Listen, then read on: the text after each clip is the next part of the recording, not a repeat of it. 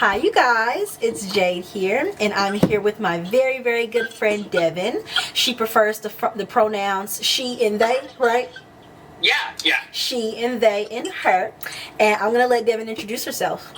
Hi, you guys. So my name is Devin Moon, and I'm the founder and owner of Devin Moon Tarot Services. I'm an Aries. I have been I've had my tarot business for over 3 years. I'm on my 4th year, and I've been studying astrology for over 12. And I specialize in the field of queer astrology.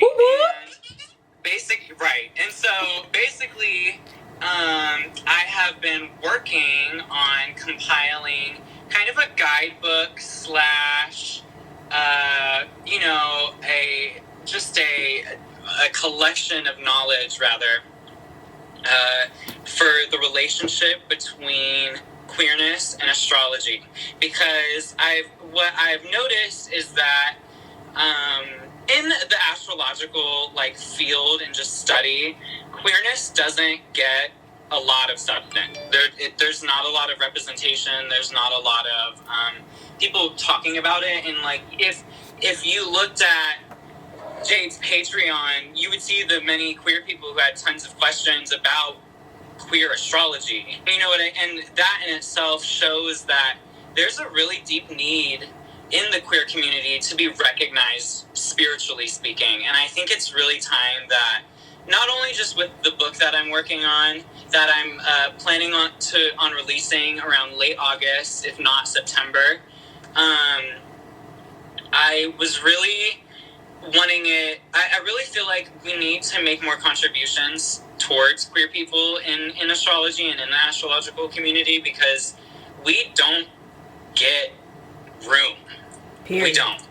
And so, since we don't really get that room, and since, I was talking to you about this before, we really, the things that, with queerness, the main planet that we're given is Uranus, and the main sign that we're ascribed, or assigned, is Aquarius to rule all of that.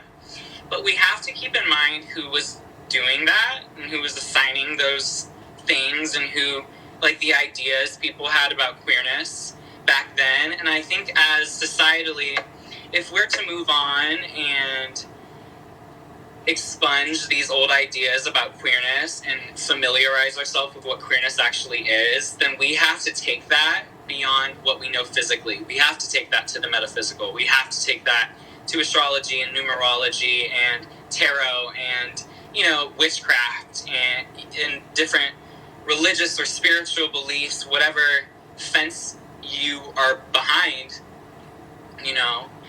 If we are to advance that way, then we have to put in the research. And that's really what I wanted to do with this book, is I wanted it to be something that could be super accessible, because while there are readings like Luann's book on astrology and the Book of Rulership by Rexy Bills, you can't just always pull. They're amazing books. I have them on my bookshelf. I love those books, but you can't always pull that out on, if you want to share that with someone, oh, let's talk about these placements together because I want to talk about my chart with someone.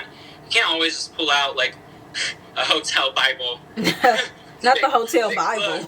You know what I'm saying? A hotel Bible thick book. Hotel Bible. But a lot of people, if you have Twitter and you're watching, and you have Patreon and you're watching this live or this video, you have a device that can read a PDF, and that's something I wanted to make accessible to people. And so I plan on I plan on releasing it digitally between late August and September. Really shooting for late August. It's going really well. And I really feel I'm very excited about releasing this knowledge and seeing how it fits for people and how people respond to it, because off of the charts that I've worked off of, all of my research has been very patterned and very contingent, and very relevant. And what's so funny is that I see queer people within themselves talking about, I saw in Patreon, for example, people talking about Aquarius influence, and even though straight cis het people traditionally gave us that rulership for general queer conversations, that needed to come from us.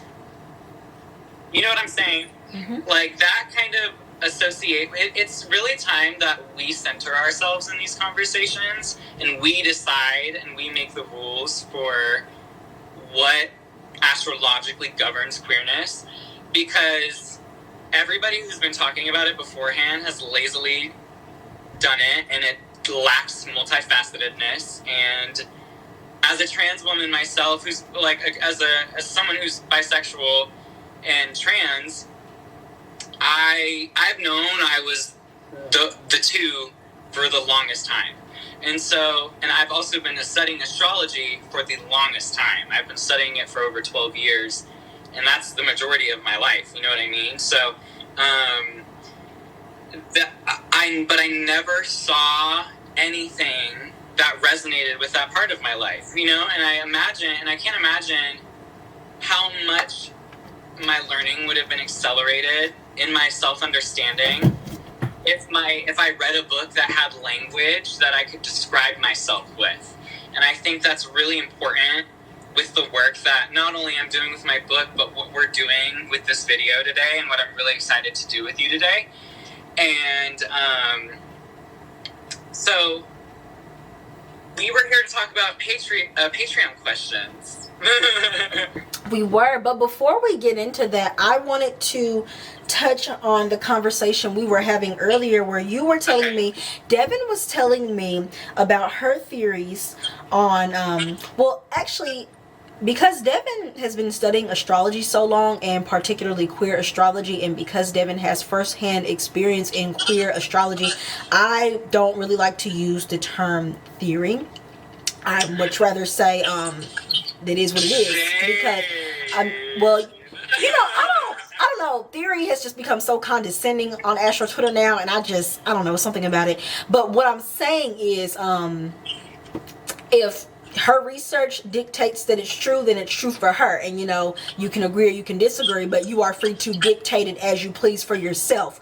But as far as my opinion, like, so everybody can have their own opinion, but as far as my opinion, mine aligns with hers, and that Devin was telling me how gender alignment is ruled by Gemini, and how gender identity is ruled by Aries. Would you mind elaborating Totally. on that for us? So, gender alignment, and in my book, I really wanted to have people kind of, whenever we talk about like the queer experience, I think language is very important, and the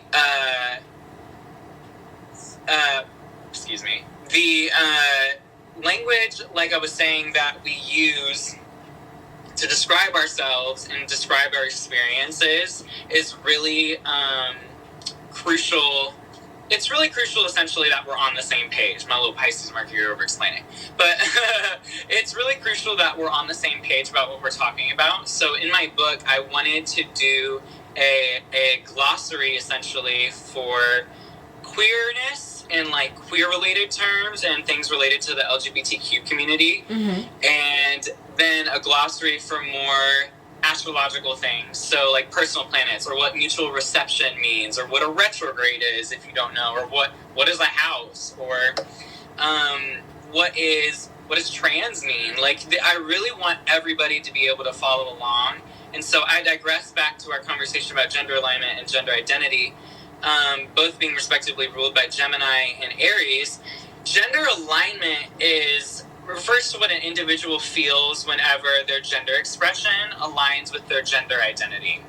And gender expression, and what those two terms mean for people who don't know, gender expression is the ways in which an individual conveys their gender identity. So we do that through clothing, grooming, our haircut, our cosmetics, our voice. Even we assign femininity and masculinity to voice, and like, people don't really think about that, but people convey a lot about their gender through things like voice. And so moving back to gender alignment, whenever someone's gender expression, the way they convey their gender identity is in alignment with their gender identity, that is referred to as gender alignment. And gender identity is your own psychological understanding and experience of your gender.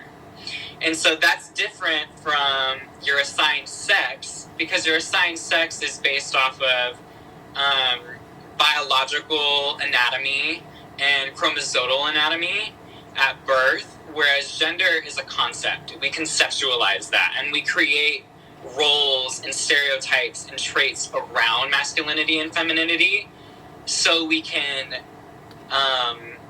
align with that, because we're human and we like to feel belonging, and it feels good to us when we can put a label on that's masculine behavior and that's feminine behavior. But I think that is to a fault, because as a result, astrology has become very gendered.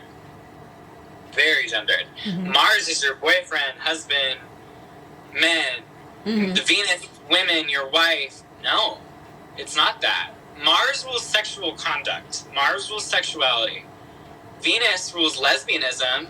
That's true. It rules femininity. That's true. But it doesn't rule women. That's different. It can rule pregnancy, but there are trans men who get pregnant. There are non-binary people who get pregnant. Not just women get pregnant. You know what I'm saying? Mm-hmm. And so me going on a Virgo tangent, with gender identity and gender alignment, the reason I assigned Aries and Gemini to them respectively, for gender alignment, I chose Gemini because I was like, well, what rules mirrors? Mm-hmm. What rules reflection? What rules like seeing yourself as who you are? And so I felt like mirrors was a really big association for that. And then I did research on what mirrors were ruled by, and of course, lo and behold, it's Gemini. Big brain. Big brain play. And so I felt like it made a lot of sense, because as a trans person, I've always dabbled in gender expression that was masculine and feminine, traditionally speaking. Mm-hmm. And so, I'm obviously doing it, like I'm wearing makeup, but I also have facial hair. Mm-hmm. You know what I'm saying? And I also have more, quote, masculine, like, jewelry, like thick rings, but I also have, like, pastel-y morganite and my little, mm-hmm. My little earrings and things like that. It's just, like, that is, that also is gender nonconformative, and we're going to talk about that, what gender nonconformativity is, later. But, gender identity, I wanted to associate that with Aries, not because I have a bias, but because the first house, I definitely respond to the proposition that all planets should have 2 domiciles. And I think if that were true, the sun would rule Leo and Aries. Would you explain to the viewer what a domicile is? Because not everybody knows. Oh, of course. So, a domicile, I actually described it in my book this way. A domicile is, let me just pull up that real quick. The domicile is the zodiac sign a planet has rulership over. And so planets typically have not even typically, they do have the easiest time exercising their natures in this sign. And so several planets even have 2 domiciles. So Mercury has, basically whenever you think of a domicile sign, think of a planet at home. Like a planet is most comfortable in this sign. So I'll give you an example: the moon in Cancer, mm-hmm. or the sun in Leo, mm-hmm. or Venus in Libra and Taurus, Mars in Aries and traditionally Scorpio. And like how I have Virgo Mercury, and then you have Pisces Mercury, the opposites.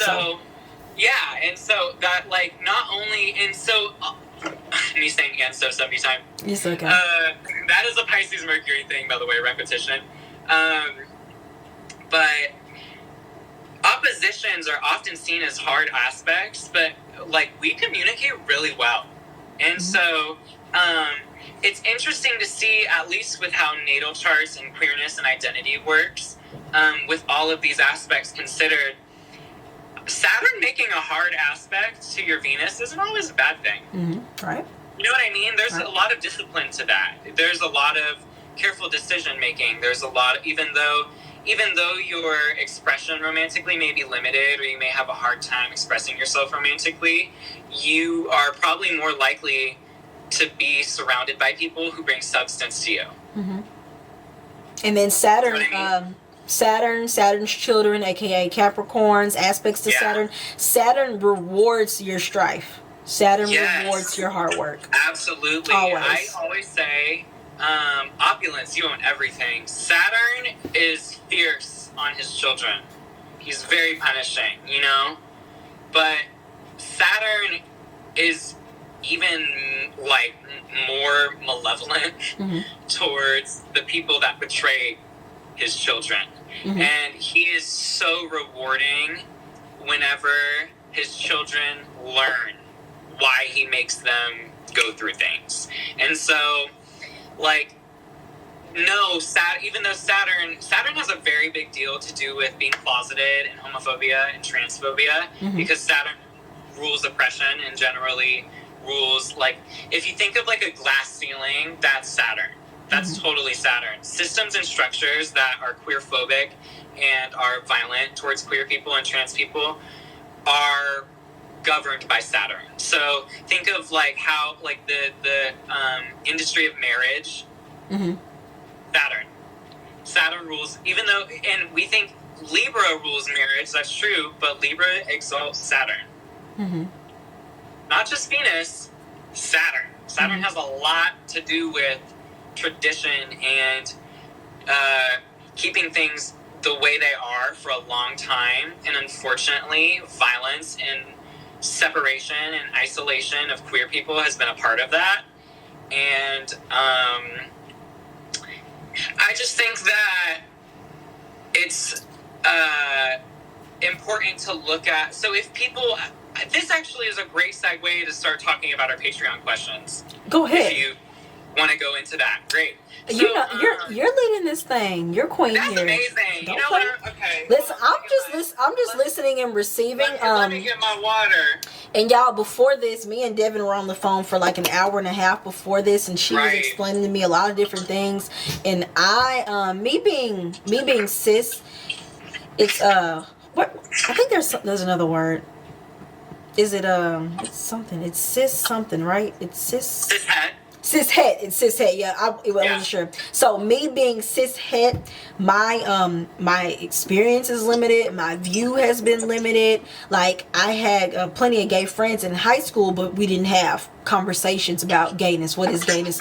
What does it entail? What does it bring into their lives? How does our lives intersecting affect them? You know, things like that. So I'm on the receiving end. Like, I'm receiving, and I hope y'all are receiving too, especially since I know there's a good chunk of my following that is queer and LGBTQ. And then there's the larger portion that is cis hetero, like I am. Yeah. And there's, honestly, I'm gonna be so honest, there's a lot of y'all who are cis hetero who don't care for that aren't caught up. But they don't care to hear the experiences of our queer peers. But you know, being that we're in this astro community, we're already marginalized as a community, as like an astro community in general. We're already bullied and stuff. So we should take the time to listen to the experiences of each other, understand each other. And then if you are an astrologer, or if you want to become an astrologer, and if you aren't hearing queer astrology views, then you're not doing astrology right, because what are you going to do when you have a queer client and you don't know what to tell them? Right. Because there are clients who I've gotten in the since the inception of my book that have been like, hey, what in my chart gives away that I might be queer? And I can't answer that question. That's a very important question. That's a very important question to get from. That's a very important question. That people, the amount of like trust that takes from someone is very big, because coming out is not easy. You have to keep coming out when you're queer. You never stop coming out. And so and the thing is too, is that, like you were saying, people just don't care about us. You know what I'm saying? So it's like, we have to start having these conversations and giving ourselves a platform to talk about it, because we matter, and our stories, we need to have a space where we can resonate with each other and see a pattern, because spiritually, I don't know a queer person who hasn't, like, looked up to, like, a divine or God or whoever and been like, am I gay? Like, give me a sign. You know what I mean? Mm-hmm. And so you may not understand as, like, a cis het person, but, like, because you've never had to deal with that, but, like, right. whenever we have been taught that it is so wrong and so out of the normal, and I want y'all to think critically of why we're giving Uranus and Aquarius, because cis het people wanted us to be outcasted and within the astrological community considered unconventional and outlandish and rebellious. And even though there are queer people who are outlandish and rebellious and unconventional and who are outcasts, there are people within any sexual or gender identity who are outlandish, who are outcasts, who are unconventional. You know what I mean? And so, like I said before, it's important that not only I talk about it, but everybody is talking about it. Mm-hmm. Because keep going. Sorry, because really, I really think that straight people in this realm of astrology should act as megaphones for queer people, because even though straight people, they need to understand it, cis het people need to understand it and, like, get equipped with it. If you're going to be in astrology, you got to know queer astrology too. But straight people need to know, I'm sorry, I'm not doing this for you. You know what I mean? This is not your place for an opinion. This is your place to listen and to be receptive of what not just I, but my queer siblings have to say. Because we have been marginalized and quieted and isolated for a very long time, not just in our waking life, but spiritually speaking, and we do not get the time of day in these conversations. So straight people, consume the work, learn the work, get educated, do that. Not your place to be, like, arguing with what you think rules what, or sorry, not up to you. Right. You know what I mean? Yes, we do, and I agree. I'm gonna tell the camera.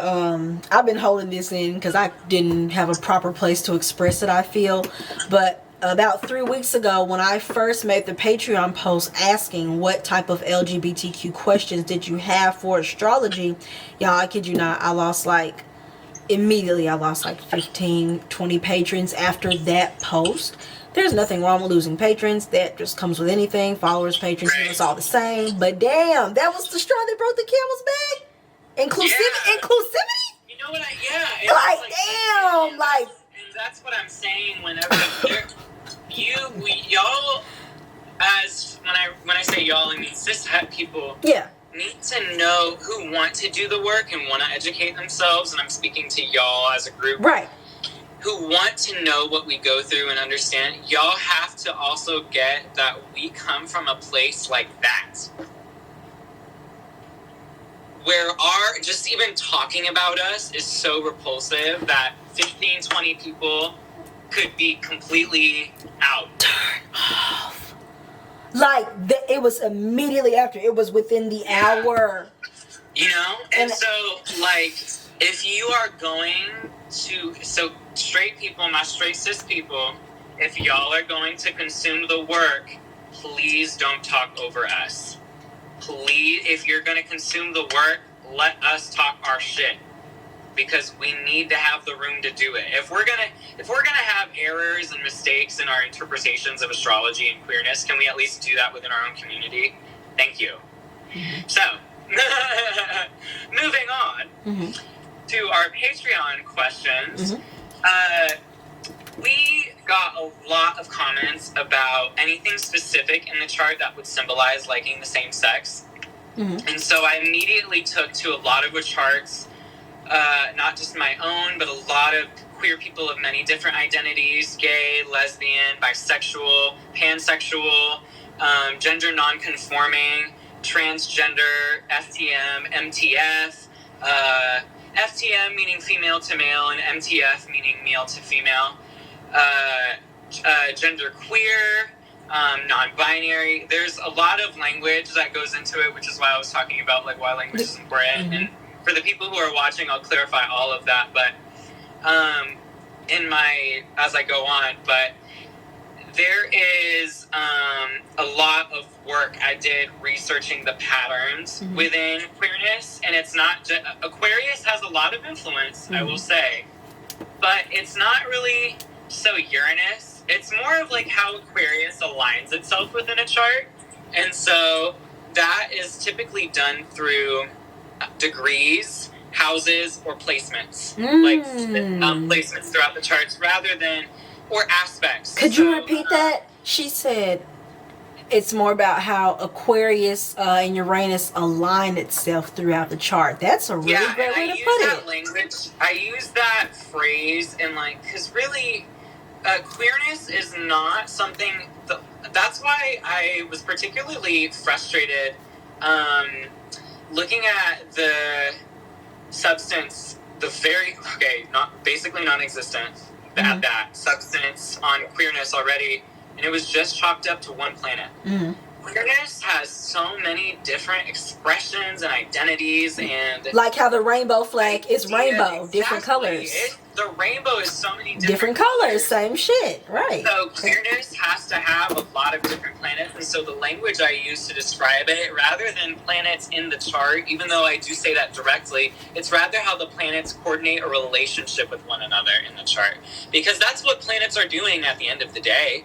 They're coordinating a relationship with one another to give you your fingerprint. You know what I mean? And so individuality, right?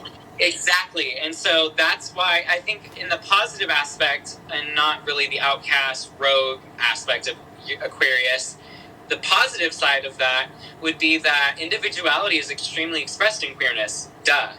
Right. But queerness is also very strongly influenced by Neptune in Pisces. And so I'll talk about how it coordinates itself in the chart and everything. But I'm just going over basic things right now. But and also it's associated with the 11th house and the 12th house respectively. So a lot of people who are queer typically have strong 11th or 12th house placements, so planets within those, or planets that aspect objects in those houses. That's important. And I think that we kind of astrologically limit ourselves to things in houses, but wait, maybe Venus isn't in the 12th house, but is Venus making a trine with Saturn in the 12th house? That's important. That's very important, because Venus has a relationship with the 12th house then. It has a cable with it. It communicates with the 12th house. And so, and it also can be divined through planetary objects within the 5th house and then the 8th house, respectively. And so the reason I talk about the 5th and the 8th house, Jade, you already know. Just by saying it, you already get it.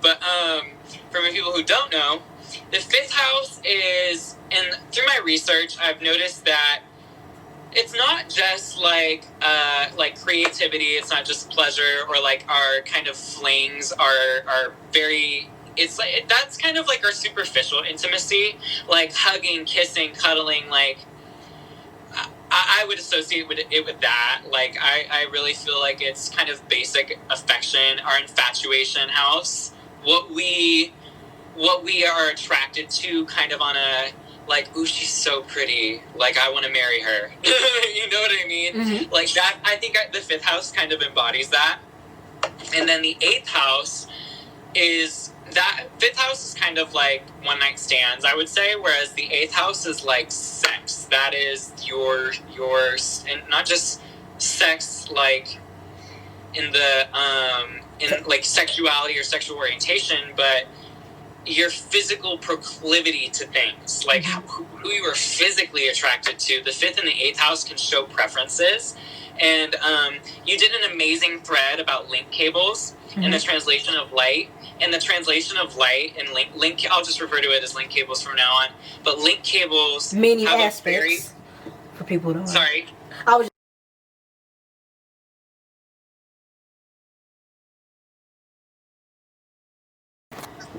We're on.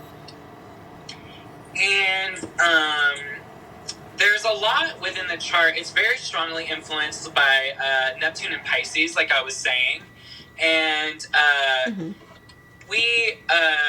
let me go to Queerness real quick. And it's associated with I was talking about the 5th and the 8th house, but the 8th house is like your proclivity towards sex and your physical relationships. That's like your sexual conduct. It's not just like, I feel like we look at the 8th house in a very limited manner because we look at it very physically, but it's also like your attitude about sex. And so going back kind of, before I answer the question fully, going back to kind of queer vocab,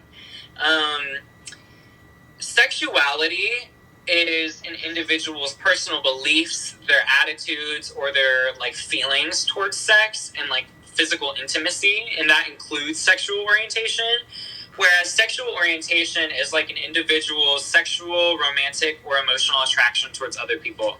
So your sexuality also involves how you were your ideas around sex when you were young, like how your parents raised you to think about sex, or how society raised you to think about sex. The camera is dying. The camera is dying, but I don't know if it's gonna save if I just let it die. Do you know? Like, I don't really. I think so. It should. Okay, then go ahead. Hopefully it does. I mean, we can cut it short, like 10. Okay, sorry guys. It's a brand new day. It's the next day. Hey, hope everybody's still doing well. Obviously, because you're probably still in the middle of the video. But anything can change. But anyway, so yeah, the camera battery went dead and everything, and then now it's a new day. It's like 24 hours later, and here we are. So Devin, take the floor. Hi. So we left off at what in the chart specifically from your Patreon supporters. What specifically in the chart would symbolize liking members of the same sex or just being queer in general? And so queerness in the chart, I think we need to kind of divert from the very binary model that we ascribe to, at least in regards to gender with astrology, because like I was saying earlier, we say Mars is like the man, the husband, the boyfriend, or like how men are attracted to people, or Venus is how women are attracted to people, the mother, the female, quote, female experience. But it's not just that. It's a lot broader than that. And we need to kind of move away from limited ideas like that. And so in my findings, in my research, astrologically speaking, queer expression can be identified in someone's chart through the orientation of the personal planets around Uranus and Neptune. And so, for those who don't know, the personal planets collectively refers to the Sun, the Moon, Mercury, Venus, and Mars. And the way those planets coordinate themselves around Uranus and Neptune, which have very traditional, like in a very biblical sense, have strong influences on queerness and on homosexuality. That is a very big indicator of that. So generally, the Moon, Mercury's, and Neptune's positions are most prominent in the chart whenever looking for queerness in someone's chart. For masculine identifying people, the Sun, Mercury, and Mars's positions are most prominent. So not men. Masculine it's really not Mars that represents queer masculinity. It's actually the Sun that does that.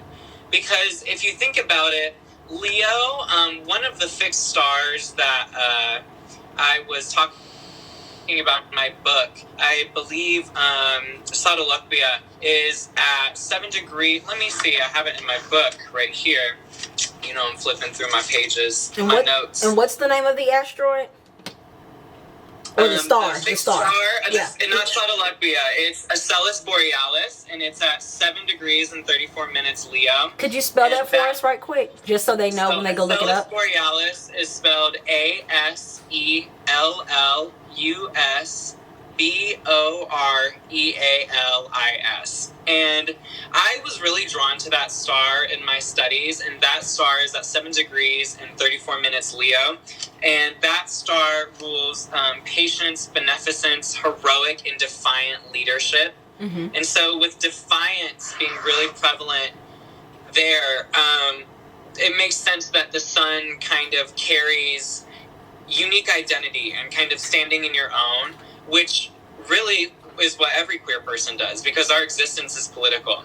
And so for feminine identifying people, the moon's, Mercury's, and Venus's positions are most prominent. And then for genderqueer and non-binary people who are transgender non-conforming, Neptune's, Mercury's, and Uranus's positions are the most prominent. So in this chart, placement-wise, having the Sun, Mercury, or Mars at 5 degrees, 11 degrees, 17 degrees, or 23 degrees. Objects in Leo at 11 degrees, 12 degrees, 23 degrees, and 24 degrees. The Moon, Mercury, or Venus in Aqua, Leo, or Pisces. Moon, Neptune aspects, Moon, Uranus aspects, and Uranus-Neptune aspects. Especially when Uranus and Neptune are in mutual reception, and I actually want to talk about that time period in the early 2000s.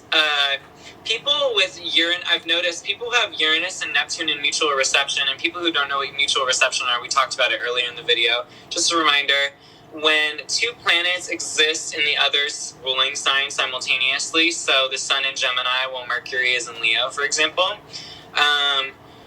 when Uranus is in Pisces and then Neptune is in Aqua, this transit occurred in the early 2000s. I think it was between 2003 and it started in 2003. I remember that. And people born under this have I've noticed, very genderless kind of self-expressions. And a lot of them are very kind of like low-key bisexual, but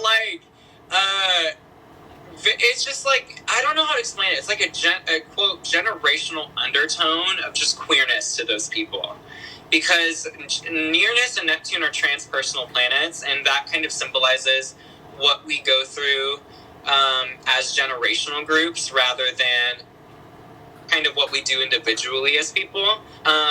And so, speaking about Uranus and Neptune in the chart, what indicates homosexuality or queerness, another placement would be Uranus or Neptune in the 5th house or the 8th house, because the 5th house rules like basic physical intimacy, kissing, cuddling, flirting, kind of like how you pick people up with physical touch, or how you are playful with physical touch. And then the 8th house is like sex, your physical predilections, how you gear yourself sexually, how you your sexual conduct, and not just in the 5th or the 8th house, but also expecting things in those houses. And uniquely, I've noticed planets, whenever they interact with opposite energies, are really indicative of queerness. So a great example is when the Sun coordinates itself around Libra. And personally, if we're going off the 2 domicile model that I enjoy, I would say the Sun rules Leo and Aries. Mm-hmm. And Libra, and even then, without that, in modern astrology, the Sun's fall is Libra. So the Sun does not really perform well in Libra, transit-wise, but what I mean to say with that is that it's an opposite energy. It doesn't perform well in Libra because it's so oppositional. The Sun is not soft and quiet, and the Sun likes to be the biggest in the room, where Libra likes to allow people to take up their space. And what I've noticed in that, not just personality-wise, but with queerness, the Sun in Libra, the Sun in or aspecting objects in the 7th house, the sun at 7 degrees or 19 degrees, or aspecting objects at those degrees, and especially Sun-Venus aspects. So the sun really coordinating itself around Libra and Venus is a big indicator of queerness. The moon coordinating itself around Libra and Venus is a really big indicator of queerness. Let me go to another question, because I know I just explained ad nauseum.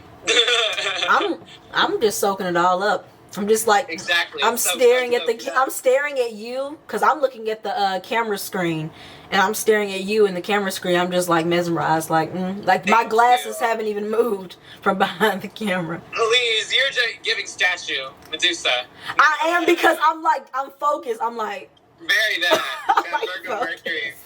So, another person said anything in the chart that indicates being trans. And so, as someone who is trans myself, I found it really interesting to look at this coordination within the chart. And so, with gender identity, at least specifically with being trans or genderqueer, let me see. Transness or gender nonconformity can be revealed in a chart when Mercury, the Moon, and Neptune form a relationship with one another. So what that means in the chart is the Moon-Mercury aspects, Moon-Neptune aspects, Mercury-Neptune aspects, Neptune in the 3rd or 6th house, because the 3rd and 6th house are ruled by Mercury, or aspecting objects in those houses, or the Moon in the 3rd or the 6th house.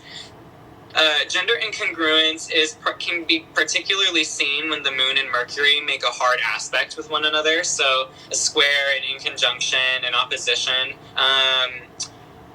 semi-square. Whenever gender incongruence, for those who don't know, as I defined in my book, coming out in late August and or September. Can you see my face? Sorry? I did. I was like... Exactly.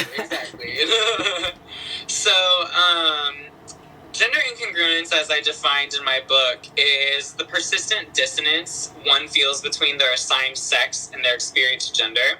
And this is a principal element of what transness is in the trans experience, because our assigned sex, so for example, personally, my assigned sex is male, because I was born with a chromosomally male anatomy and biologically male anatomy. So the doctors at my birth assigned me male. But with my internal experience with gender, I am very genderqueer. I identify as a genderqueer woman, a trans woman, because I don't subscribe to masculinity. Even though I express myself and convey myself sometimes in a masculine way, like with facial hair or like wearing sweatpants and baggy clothing and like sneakers, or, you know, my voice even. Internally, I still felt the incongruence between my own gender experience and my assigned sex. And so I can still experience gender incongruence and gender alignment at the same time, because gender incongruence is based on the relationship between assigned sex and gender identity, whereas gender alignment is based on the relationship between your gender identity and your gender expression. And so gender incongruence is not gender dysphoria, and I think it's important to distinguish the two. Gender dysphoria, which actually it's important whenever we're talking about gender dysphoria, which was another question I saw on Patreon, how to see like internalized homophobia or transphobia or gender dysphoria. And for those who don't know what gender dysphoria is the experience is clinically significant stress one experiences whenever they feel as if they are having gender incongruence. And so basically gender incongruent, like I was saying, is kind of like the core of transness, whereas gender dysphoria would be saying like, I do not feel aligned with this expression, with this my assigned sex, and that stresses me out to a clinical degree. And so within the chart, to look at internalized homophobia or transphobia or even gender dysphoria, the placement of Saturn is extremely important, and I think it deserves a lot of discussion, because personally I found that Saturn we know talks about Saturn governs obstacles. Saturn governs the glass ceiling. Saturn governs oppression, struggle, strife, being held back or burdened in a way. And so Saturn, whenever Saturn makes a relationship with Mars, which is not only just for internalized hatred, but also coming out uniquely. Saturn, when it makes a hard aspect or lies in the first house, can indicate a very difficult time, especially with your what's the word? I don't know the word. Not immediate family, extended family. Yeah. Exactly. So third house. Woo, Lord. So yes, exactly. So the Saturn in the first or the third house. The first house is more about like your own personal identity. So when Saturn touches that house or lies in it, or even aspects objects within that house. So for example, Mars, the Moon, Venus in the first house, that can indicate people struggling with expressing themselves, or that part of their sexual identities or their gender identities, or maybe they struggle with coming to terms to what their sexual identity means. Whenever Saturn touches that house, I noticed whenever I was looking at a few charts, the Saturn was making an opposition to my friend's Venus, and Venus in Sagittarius, Saturn in Gemini. And Saturn in Gemini was lying in the 10th house, and I was like, it's probably your work where you feel, or in like the public eye, where you feel the most limited in your ability to express your identity. Because what opposes the 10th house is the 4th house. So Venus lying in the 4th house, that you find, like, that is a person who finds comfort in romanticism, and like being able to express themselves romantically or sensually, being able to give love is natural to that person, or that's kind of like how they navigate their relationships. They with a sense of like charm, they give love to people like they're their family kind of way.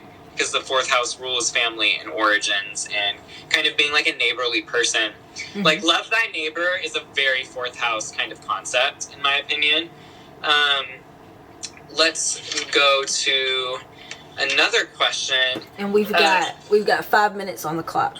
Okay, so people were really talking about Aqua and Cancer influence in the chart, and Cancer influence I'd have to do a little bit more study on, but I could definitely see in people who identify, like feminine identifying people, in their charts, how a lot of Cancer influence could indicate an attraction towards women.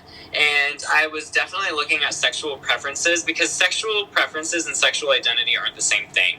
Because you can be bisexual but have a sexual preference towards men or towards women or towards non-binary people, or you know what I mean. So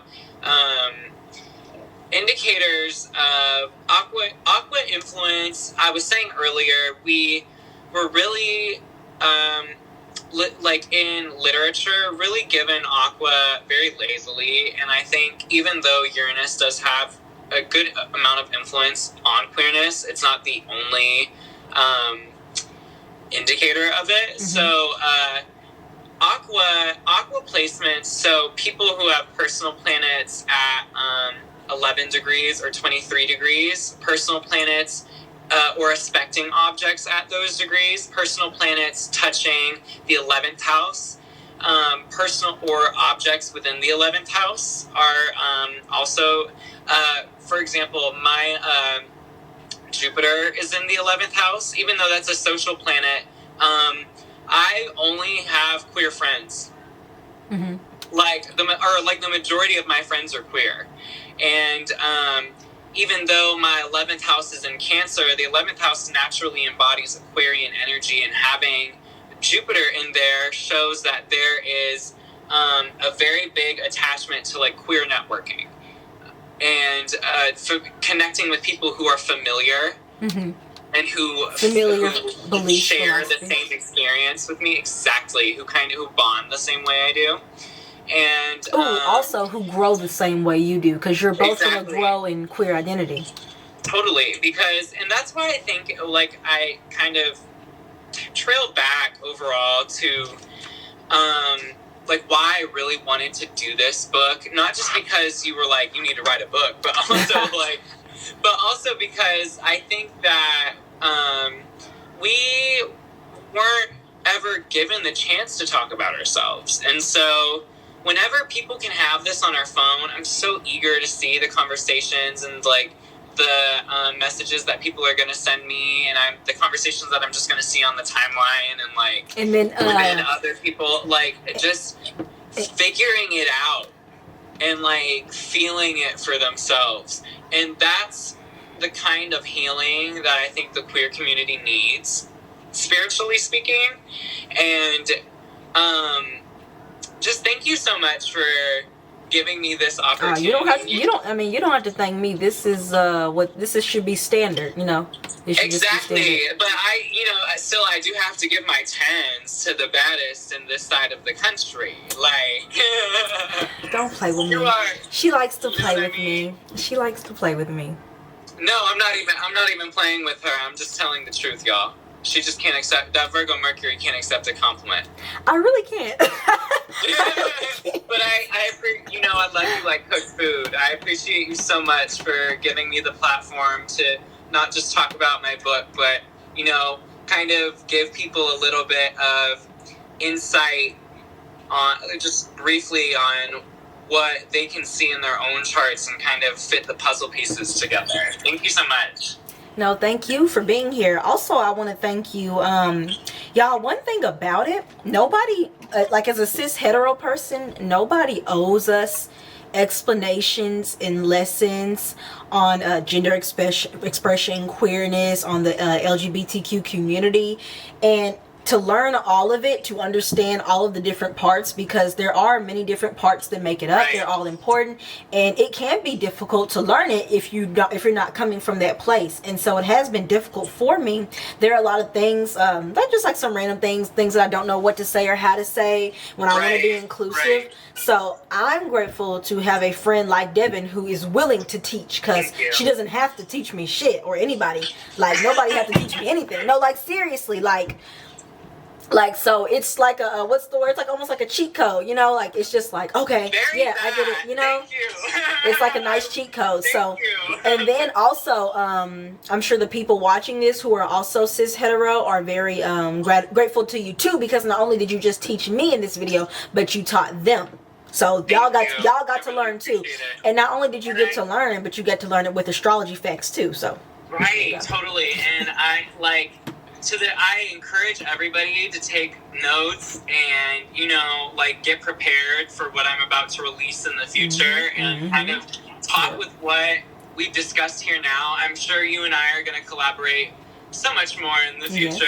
I can't wait to do this again. Two Leos, you know. It's always fun to talk to you, Jade. Love you. Me and Devin are Leo moons. We're both Leo moons. Exactly. We just have that sisterhood. All right, you guys. Thank you so much for watching. If you have any questions, please leave them in the comments. This is going to be a public video. Everybody's going to be able to watch it. Everybody should have access to information on queer astrology. It should be here. It should be available. And Devin is the person that's bringing it to the forefront. Not saying nobody else has done it, but Devin is, what's the word here? What's the word? Pioneering. Pioneer. It's pioneer. That was the word. Pioneering the field. All right, you guys. Bye. Bye.